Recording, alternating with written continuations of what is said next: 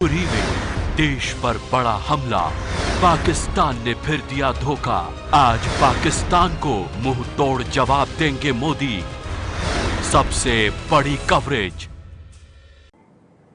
ABP news पर प्रधानमंत्री मोदी के भाषण से पहले ये बड़ी कवरेज लगातार जारी है। अब से थोड़ी देर में प्रधानमंत्री नरेंद्र मोदी केरल के कोझिकोड में अपनी बात रखेंगे और उरी हमले के बाद पहली बार जनता के सामने ये उम्मीद की जा रही है कि पाकिस्तान को लेकर अपनी बात रखेंगे। पाकिस्तान से निपटने के लिए क्या जवाब होगा सरकार का, सवाल यही बना हुआ है। जय हिंद, हिंदुस्तान को जय हो, that is the slogan what we are giving, not the religious. शहीदों का परिवार कह रहा है मासूम आजाद को छोड़ना नहीं है। भारत सरकार को बड़ा रुख लेना पड़ेगा। चाहती हूँ कि सद्रोहों का बदला ले सरकार।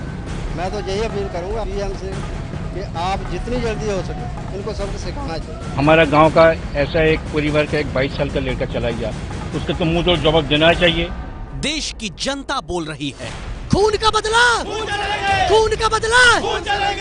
आज पाकिस्तान से बदला लेने का मौका है। पाकिस्तान को उसी के हिसाब से उसका जवाब दिया जाए। आम से लेकर खास हर कोई जवाब देने के लिए कह रहा है। तैयारी कीजिए युद्ध की, हम युद्ध रुकेगा नहीं। बुद्ध की और युद्ध की दोनों की साथ साथ बात करनी होगी। पाकिस्तान से पाकिस्तान की भाषा में बात करनी चाहिए। गोली का जवाब गोली, बम्बों का जवाब बम्बों ही अब देना चाहिए। और अब सेना ने दिया है जवाब।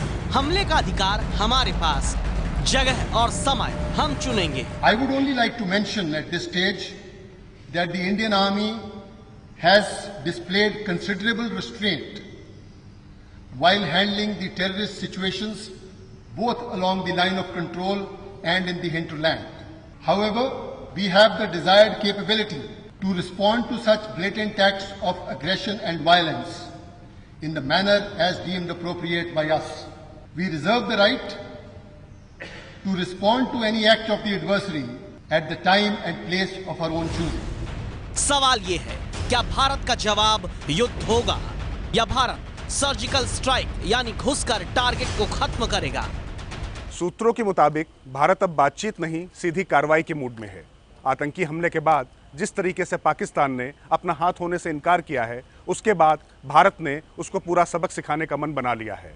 हालांकि एक जिम्मेदार मुल्क होने के नाते भारत कोई झटके में तो कदम नहीं उठाएगा, लेकिन ये तय है कि इस दफ़ा जवानों की कुर्बानी जाया नहीं होने दी जाएगी। किसी भी कार्रवाई के दो पहलू होते हैं, एक भावनात्मक होता है, आज चीज़ें हुई है, रोष है, हमको भावनाओं में नहीं बहना है, और दूसरा पहलू है कि हर चीज़ को सोच विचार के ठंडे दिमाग से एक रणनीति के तहत काम करना है। तो मुझे आशा है कि हम लोग इस दूसरे पहलू के ऊपर चलेंगे ताकि जो कार्रवाई हो वो अच्छे तरीके से हो। आतंकी हमले के बाद जवाबी कार्रवाई के लिए बैठकों का दौर 2 दिन से जारी है।